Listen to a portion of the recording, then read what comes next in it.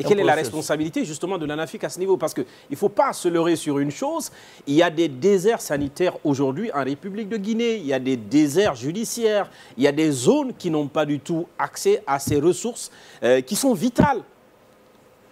Si nous attendons que les communautés aient forcément conscience de ces besoins pour les traduire dans leur PDL, est-ce qu'il n'y a pas un problème? Et qu'est-ce que l'ANAFIC fait à ce niveau pour dire attention, vous n'avez pas peut-être priorisé tel aspect qu'il faudrait peut-être en faire? Est-ce que l'ANAFIC reste tout simplement quelqu'un qui est en train d'observer le jeu comme ça? Ceci-là, en fait, je vais peut-être préciser quelque chose. Allez-y. L'ANAFIC est une institution de mobilisation de ressources, de financement des collectivités. Ça, c'est le premier volet. Le second volet, c'est que nous sommes une institution d'accompagnement. Mais nous accompagnons ces collectivités dans le strict respect des dispositions de la loi. C'est que nous ne sommes... C'est-à-dire que vous ne vous substituez pas. Très bien. Nous ne nous substituons pas et c'est ça le caractère autonomie de la collectivité. Nous ne pouvons en aucun cas imposer une ligne de développement à une collectivité.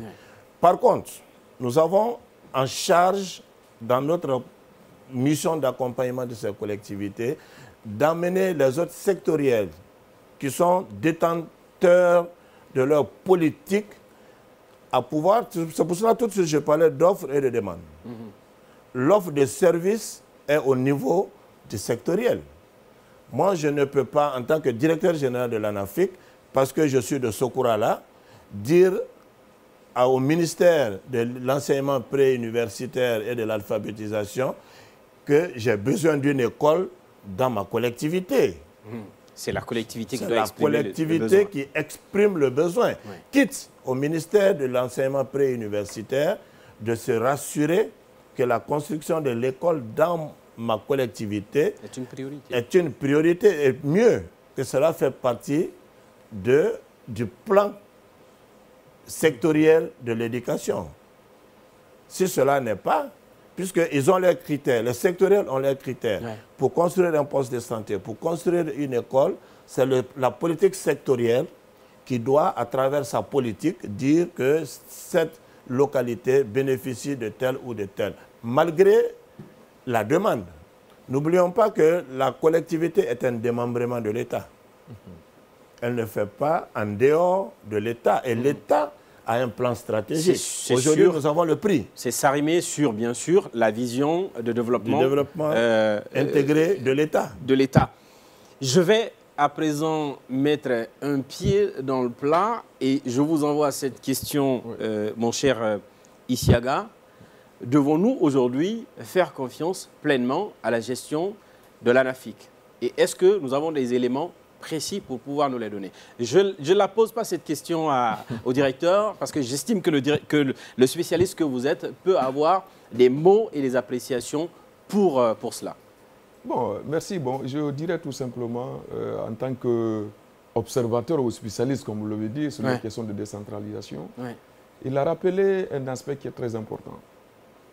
Les collectivités locales, d'abord, sont le démembrement de l'État. Et la décentralisation est un processus. Ce processus, vous l'avez rappelé depuis le départ, est en cours. Aujourd'hui, l'ANAFIC, ce que nous pouvons apprécier aujourd'hui pour les collectivités locales, c'est que le caractère d'autonomie que je mets tout l'accent et le caractère de la liberté d'administration de ces collectivités locales est en train d'être avancé. En ce sens que l'ANAFIC, en tant qu'instrument de développement qui accompagne les collectivités locales, n'invente rien. Parce que la collectivité locale, par son caractère d'autonomie de personnes morales, on ne doit pas les imposer quelque chose. On ne les impose rien. Donc aujourd'hui, ce que l'ANAFIC met à la disposition des collectivités locales est purement légal. Parce que la décentralisation, elle relève du domaine de la loi. Elle n'est pas réglementaire pour dire que je décide à sa place. Le caractère démocratique pour les collectivités locales doit être observé. Donc l'ANAFIC, à travers les outils, si tu parles du plan de développement local, le programme annuel d'investissement, accompagne ces collectivités. Donc je dirais que l'État peut continuer à porter confiance à cette institution pour que la collectivité locale soit dans leurs droits régaliens que la loi les confère. Et je reste avec vous. Oui.